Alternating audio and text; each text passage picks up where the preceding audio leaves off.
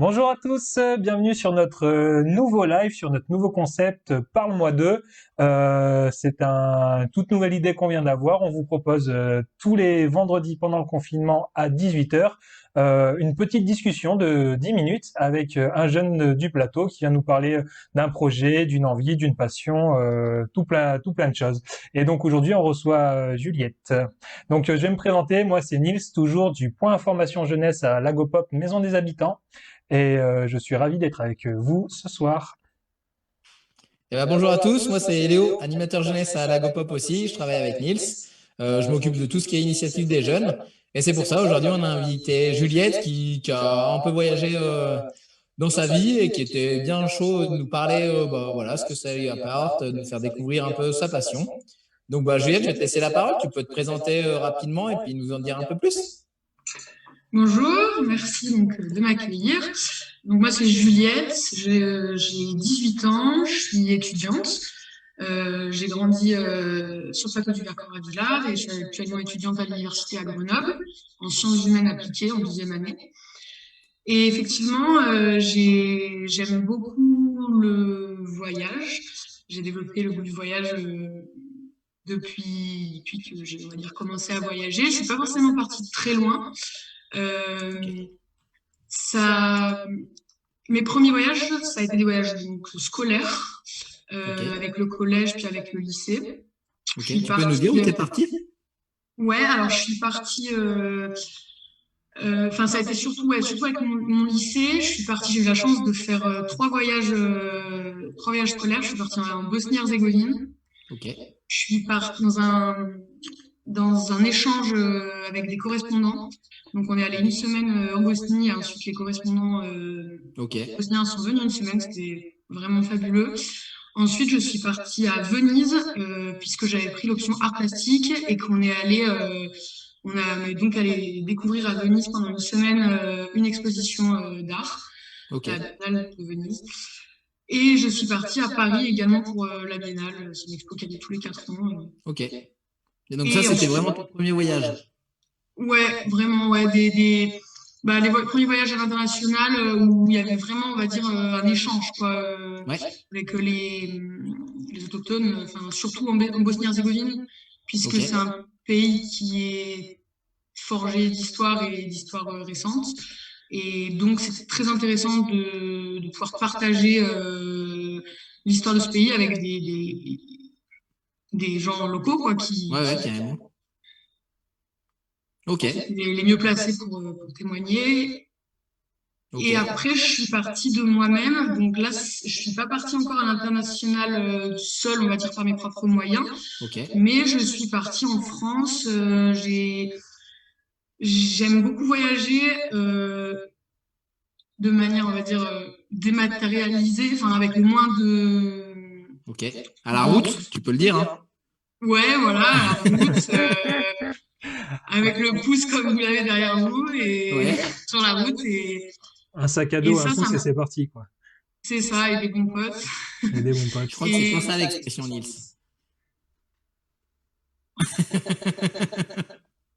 Ouais, ok, du coup, ok. Et ça m'a... Où en France, là, du coup? Je suis partie, alors j'ai fait l'Ardèche. Ok. Après, je suis allée à Marseille.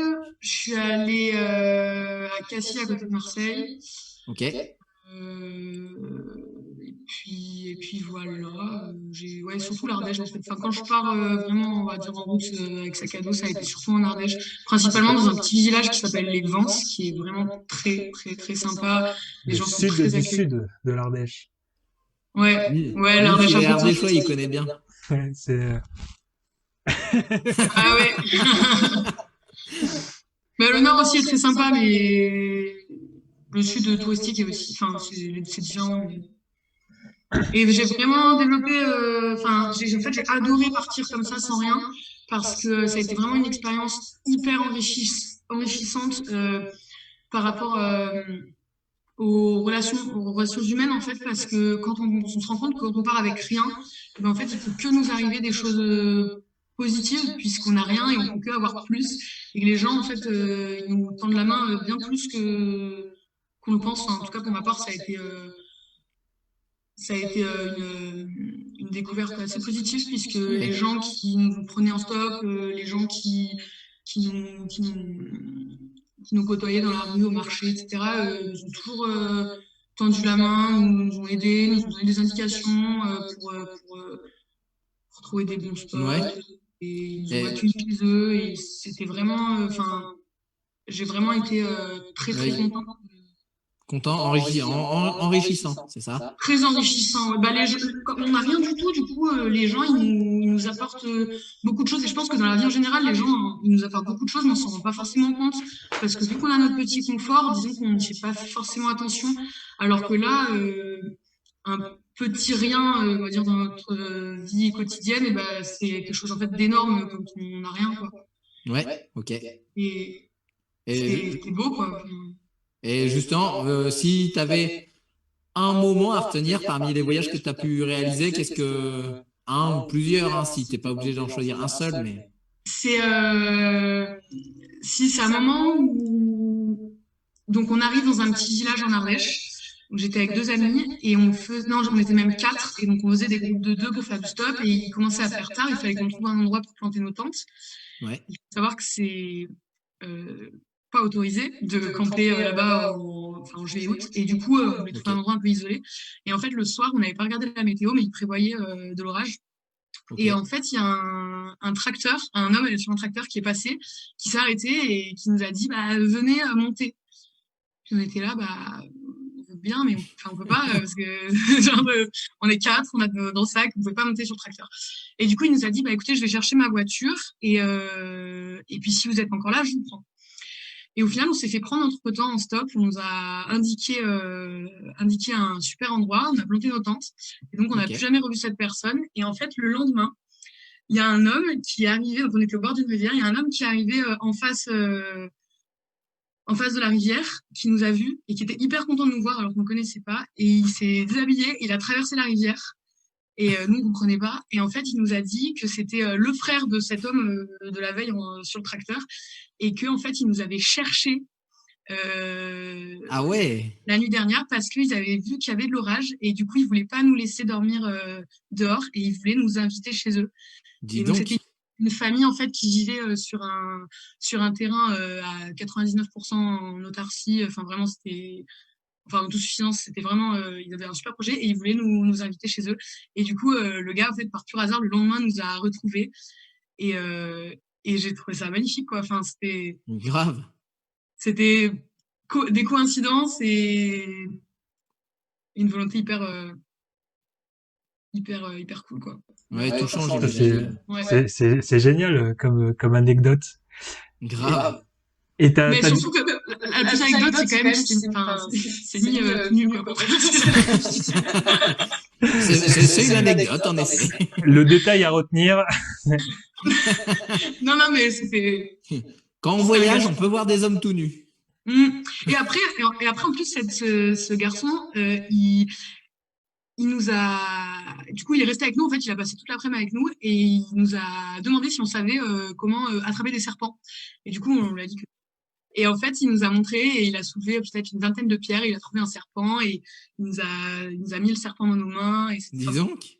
Ah oui, c'était un gars vraiment super. C'était génial. Super, ouais. Et l'idée là de la vidéo, c'était de faire un truc pas trop long, etc. Mais du coup, je voulais te poser une dernière question, peut-être. Ouais. Après Nice, il aura peut-être une ou deux questions.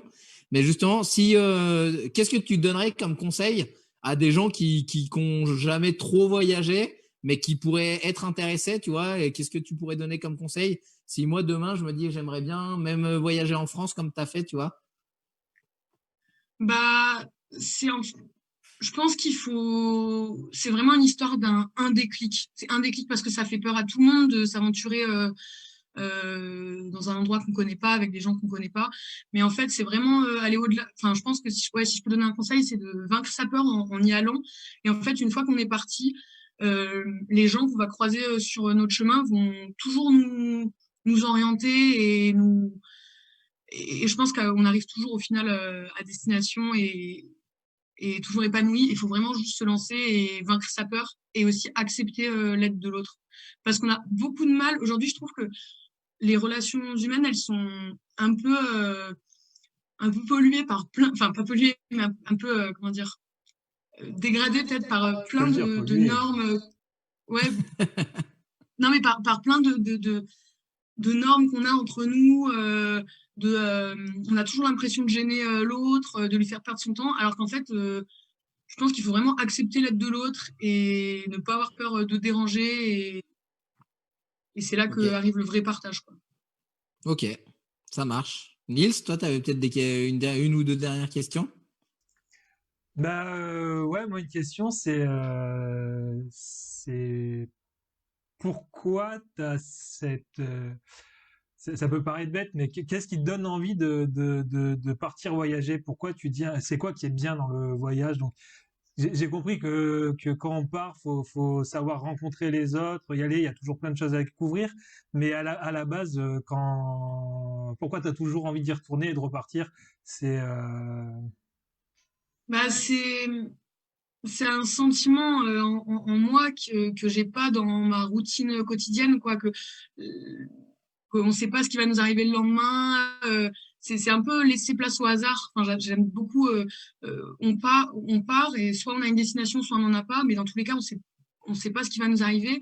Et c'est un peu provoquer le destin, quoi. Enfin, j'aime bien. Ouais, ok. le côté aventure, quoi, de pas savoir ce qui va nous Ouais, arriver, ce qu'on va découvrir. ouais, c'est D'accord. ça. Aventure et de casser la routine, quoi. C'est ça, ouais, parce qu'en fait, il peut nous arriver, mais enfin, toutes sortes de choses, quoi. On sait pas. Dans la vie quotidienne, il nous arrive des choses qu'on n'avait pas prévues, mais Ouais. moins, moins, comment dire, originales, quoi. Enfin, c'est moins épanoui. Je sais pas comment dire. Là, en fait, il peut que nous arriver des choses, quoi. Ouais, je vois ce que tu veux On dire. connaît rien, on sait pas où on va, donc Ouais, et puis c'est Ok. des choses qu'on vit pas tous les jours et c'est forcément une découverte, enfin une nouvelle situation à ouais, laquelle on n'a pas forcément été confronté avant, j'imagine. ouais. Et puis c'est un sentiment en fait que j'adore, c'est La ça, ouais, liberté, on sait ouais. pas de quoi demain est fait, tout ça. Et Mm. t'as des voyages prévus dans le futur? Bah là, en fait, donc, je suis en deuxième année à l'université et je suis en train de monter un dossier Erasmus pour intégrer une université à l'étranger, enfin en Europe, pour passer ma dernière année de licence, enfin ma troisième année de Ok. licence à l'étranger. Et donc, peut-être que si je suis acceptée, je vais passer l'année prochaine, enfin l'année entière dans un autre pays. Ok. Tu sais Mais pas on- encore où. Si j'ai fait des vœux en Sardaigne, Ok. en Roumanie, aux Pays-Bas et en Suède. Ok. Voilà. Au top, Nickel. au top. Et après, j'ai aussi une envie enfin, c'est un projet que j'ai pas encore mis en place. Enfin, là, c'est un peu compliqué, quoi, avec tout ce qui se passe au niveau de la crise sanitaire, mais j'aimerais beaucoup que mon prochain voyage ce soit de partir au Sri Lanka. Donc ça, c'est quand même un projet plus ambitieux, Ouais, mais carrément. puisqu'il y a toute une démarche pour y aller, pour prendre l'avion, etc. Mais c'est un lieu qui m'attire beaucoup. Ouais, c'est ok. C'est C'est pas les vraiment des projets. paysans, contrairement à l'Ardèche qui est très sympa, mais qui est, enfin, au niveau d'échange de culture, c'est pas, il n'y a pas un gros C'est clair. contraste entre Villars et l'Ardèche, quoi. Ouais, c'est Tu peux clair. dire hein, que ce sera plus enrichissant. Il va pas râler. Hein. Oui, oui, oui, non, surtout pas ça. Entre le Sri Non, mais Lanka voilà. et l'Ardèche. On va devoir arrêter là. Ouais. Malheureusement, on n'a plus de temps. En tout cas, merci beaucoup Juliette de t'être prêtée au jeu, surtout pour une première. C'est pas forcément facile d'arriver Ouais. comme ça et de se dire il y a des dizaines de personnes qui vont voir ce que j'ai raconté. C'était super sympa cette petite discussion avec toi. J'espère que toi, ça t'a fait plaisir aussi de partager ton expérience avec nous. Et puis pour tous ceux qui nous regardent, on vous dit à la semaine prochaine et prenez soin de vous d'ici là et à très vite. Bye Merci à bye. tous. Au revoir. Merci, au revoir. Merci Juliette.